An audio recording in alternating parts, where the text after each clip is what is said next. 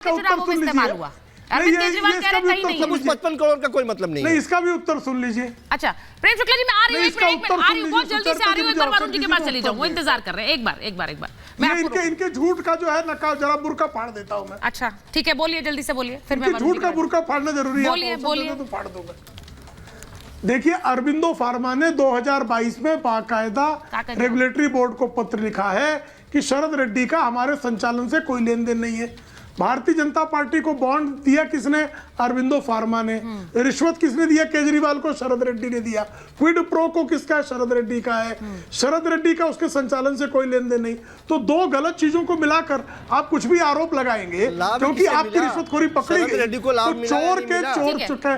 चोर अगर किसी पुलिस वाले को कह दे कि ये चोर है, अरे कहाँ लाभ मिला भाई? आपको पता भी है, आपकी जानकारी के लिए बता दें, झूठे आप है, मक्कार आप है, दोगले आप हैं। उसमें बहुत सारी चीजें निकल कर आई हैं। वरुण जी, ये सुनकर इसके बाद आपके पास आ रही हूँ। ये जरा खबर बताऊं कि रिमांड कॉपी से जो एक और खुलासा हुआ है वो ये है कि 4 डिजिटल डिवाइसेस हैं जिनके पासवर्ड्स अरविंद केजरीवाल नहीं बता रहे हैं। उनसे पूछे जा रहे हैं कि आप इन डिजिटल डिवाइसेस के पासवर्ड बताइए, क्योंकि हमें इसको जांच में इस्तेमाल करना है।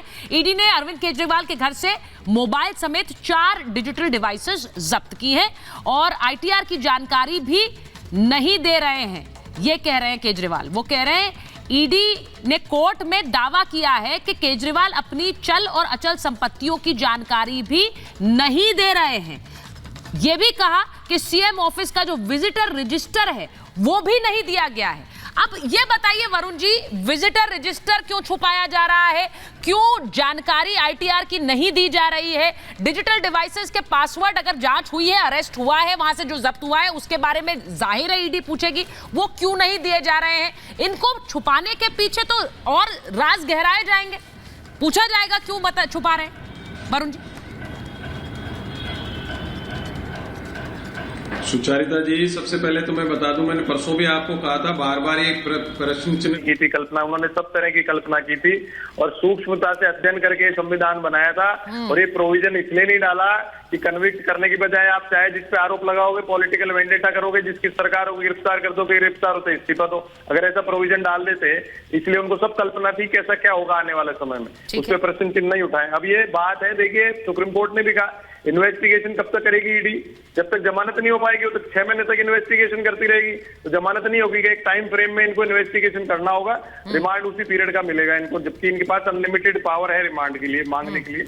आप जो बात कह रहे हो, मैं कह रहा हूँ इसमें चूक केजरीवाल जी से भी हुई है और केंद्र सरकार की जो भारतीय जनता पार्टी जो ईडी को घुमा रही है आजकल, उनसे भी हुई है। अगर केजरीवाल जी को मालूम था कि मैं दोषी नहीं हूँ तो इतने साल 2 साल तक वेट नहीं करना था। पहले संबंध 2-3 संबंध में जाके हाजिर हो जाते राहुल गांधी जी की जैसे, इन्वेस्टिगेशन फिर नहीं करती। जब ईडी पे आप न्यायालय में जाते, साहब मैं इतनी बार जाया, उसके बाद भी ये नहीं कर रही, मुझे हैरेसमेंट करना चाह रही है, चुनाव के टाइम में खेल करना चाह रही है। और ईडी और बीजेपी सरकार ने भी चुनाव के टाइम गिरफ्तार करके और पॉलिटिकल इसको सिस्टम पॉलिटिकल कर दिया इस चीज को, और उसको उनसे दोनों से चूक हुई। देखिए ये मैटर न्यायालय में चला गया, न्यायालय गुण दोष के आधार पर डायरेक्शन देगा, जजमेंट देगा। अब इसमें कोई भी कुछ नहीं कर सकता, हम डिस्कशन करते रहेंगे। और ये केजरीवाल जी को इस समय लीगल सूझबूझ दिखानी चाहिए। और जहां मैंने उस दिन परसों भी कहा था, ये एलजी कॉन्स्टिट्यूशनल क्राइसिस कतई नहीं है, क्योंकि ये सिंपल मेजोरिटी भी नहीं, इनके पास मेजोरिटी से अतिरिक्त। वो बात आपकी बिल्कुल सही है, मैं आपकी बात मान रही हूँ वरुण जी। अगर कॉन्स्टिट्यूशनल क्राइसिस नहीं है, आप कह रहे हैं क्योंकि उनके पास बहुमत है, वो सरकार चला सकते हैं, लेकिन चेहरा तो बदलना पड़ेगा। या आप कह रहे हैं नहीं, वहीं बैठकर मीटिंग्स भी ले सकते हैं, वहीं बैठकर फाइलें भी साइन कर सकते हैं, वहीं बैठकर फैसले भी ले सकते हैं। ये व्यवहारिक है क्या?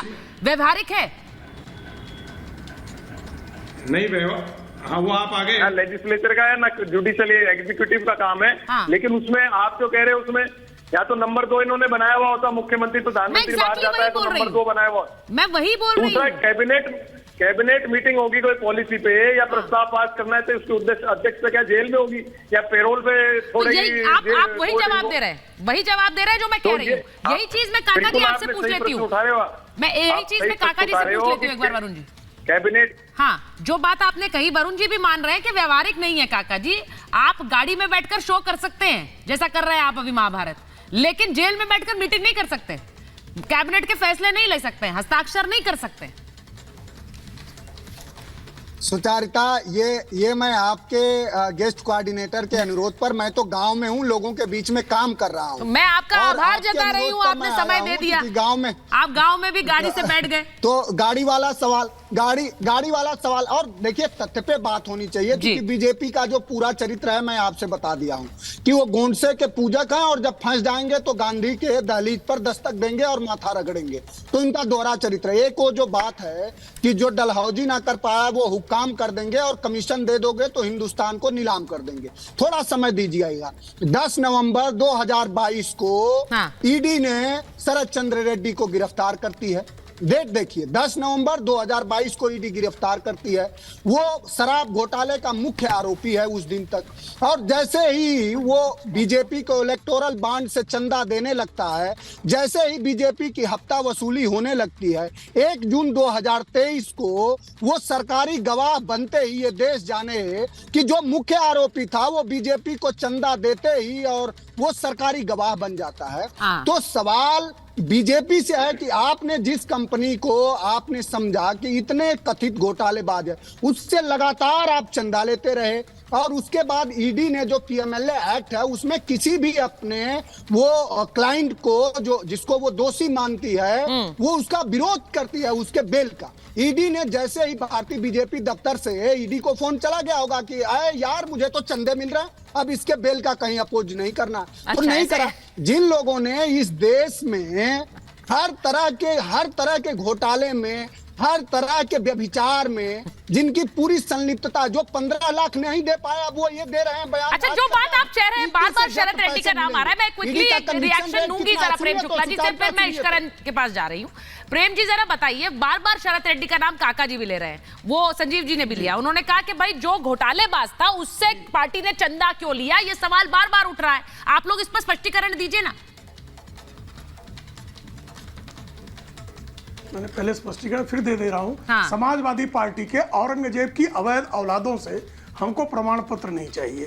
ये जो औरंगजेब की औलादे हैं, सर आपसे हम जानते हैं कि बलात्कारी, डकैत, चोरकट, लुटेरे नहीं, इन्होंने शुरू किया ना। गोडसे की औलाद का ना, इस जो है औरंगजेब की अवैध औलाद ने, इस औरंगजेब की अवैध औलाद ने, ये औरंगजेब की अवैध औलाद जो बैठा है नहीं सर प्लीज, इसने बकवास शुरू की ना। मैं जानता हूं इसकी औरंगजेब के बाद इस तरह की भाषा बोलूं मैं इस तरह की भाषा बोल रही है औरंगजेब की अवैध औलाद। आप दोनों बहुत वरिष्ठ हैं, अपनी पार्टी का पक्ष रखते हैं, कई मंचों पर रखते हैं। इस तरह की भाषा बिल्कुल भी मैं शो पर नहीं चाहती। मैं आप लोगों से अनुरोध कर रही हूँ, प्लीज आप लोग तथ्यों पर बात करिए। मैं आप प्रेम जी आपसे भी कह रही हूँ, और इस तरह की भाषा मैं अलाउ नहीं कर सकती चैनल पर। सर प्लीज आपसे अनुरोध कर रही हूँ, तथ्य पर बात करेंगे, तथ्य पर बात करेंगे प्रेम जी, तथ्य पर बात करेंगे। शरद रेड्डी पर स्पष्टीकरण। शरद रेड्डी साहब। अब मैं तथ्य पर आता हूँ। अब तब देखिए, पहले मैंने आपको बताया, फिर से एक बार बता देता हूँ जी कि पूरी तरह से अरबिंदो फार्मा ने 2022 में ही बीएसई को पत्र लिखकर कहा कि हमारा शरद रेड्डी का भारत कंपनी के संचालन से कोई लेन देन नहीं है। शरद रेड्डी ने रिश्वत दी और वो जो है किंगपिन के साथ था, केजरीवाल के साथ। और आप यहाँ इस्करण भंडारी जी बैठे हैं जो लीगल सिस्टम जानते हैं। किसी को भी अप्रूवर बनाते समय परमिशन कोर्ट की लगती है।